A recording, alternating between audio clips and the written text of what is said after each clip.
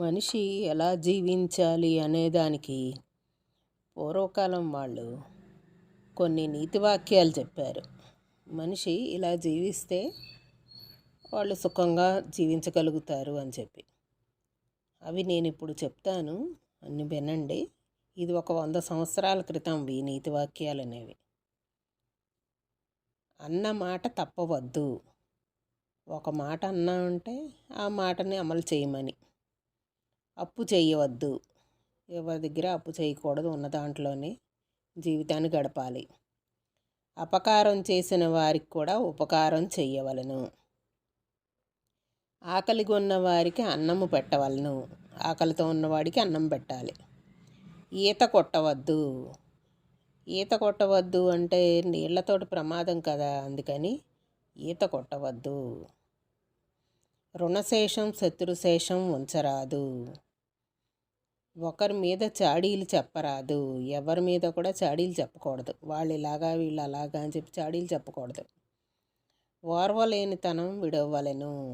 ఎవరిని చూసి కూడా అయ్యో వాళ్ళు అభివృద్ధిలోకి వచ్చేస్తున్నారే అని చెప్పి ఓర్వలేనితనం పనికిరాదు. ఓర్వలేనితనం విడవాలి. కష్టపడ్డదానికి సుఖం కలుగుతుంది. ఎవరైనా కష్టపడ్డారు అంటే వాళ్ళకి సుఖం లభిస్తుంది. అది ఖచ్చితం అన్నమాట, నిజం, జరిగి తీరుతుంది.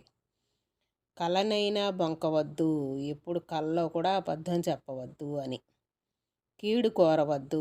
ఎవరికి చెడు జరగాలని కోరుకోకూడదు. కీర్తి పొందగోరు.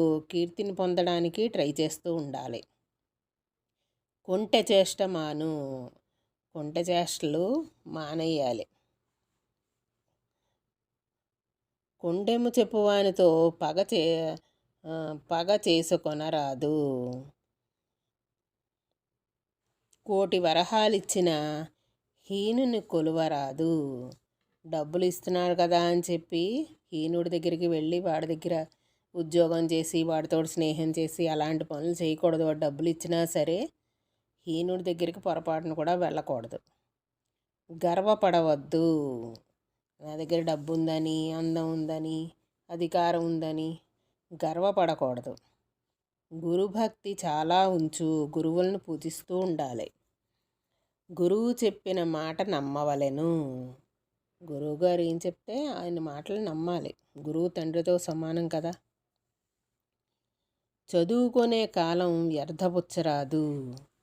చదువుకునే టైం వేస్ట్ చేసుకోకూడదు. మళ్ళీ ఆ టైం రాదు కదా, అందుకని చదువుకునే టైం వేస్ట్ చేసుకోకూడదు. చదువుకోవాలి ఆ టైంలో. చదువు మీద తలంపు ఉంచవలెను. చదువుకోవాలనే దృష్టి కూడా పెట్టుకోవాలి. ఊరికే టీవీలు ఫోన్లు అవి చూస్తూ గడిపేసుకోకుండా చదువుకోవాలి అని చెప్పి చదువు మీద దృష్టి ఉంచుకోవాలి చదువుకునే పిల్లలు. చాడీలు చెప్పరాదు. చింతన చేయని విద్య పనికిరాదు. చదువుకున్న దాన్ని మళ్ళీ మననం చేస్తూ ఉండాలి.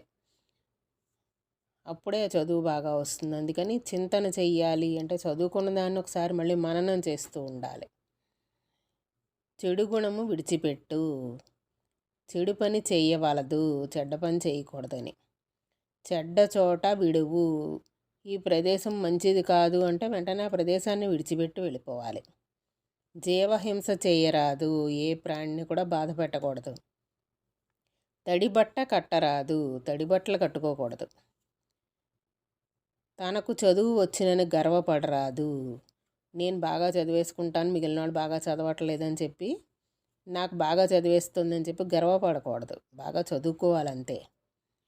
తనకు పగవాడికైనా కూడా కీడు తలపెట్టకూడదు. వీడు నాకు పగవాడు, వీడికి కీడు చేద్దామనే ఆలోచన రాకూడదు.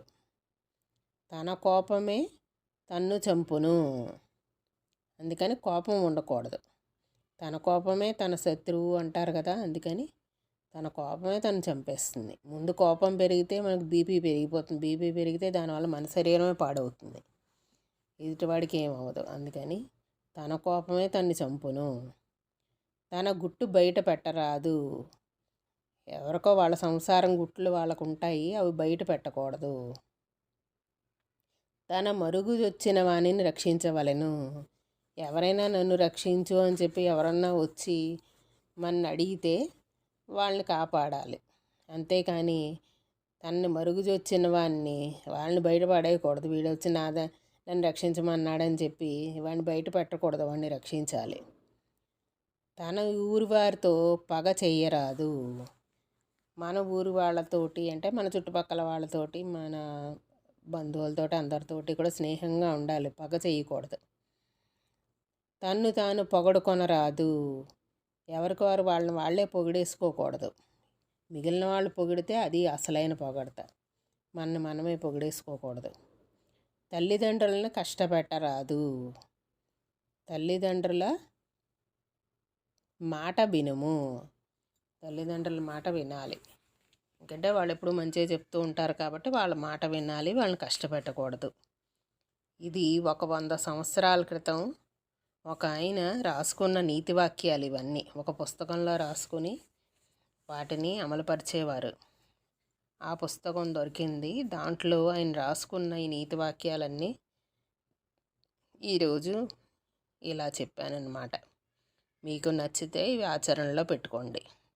సరే, ఉంటాను. బాయ్.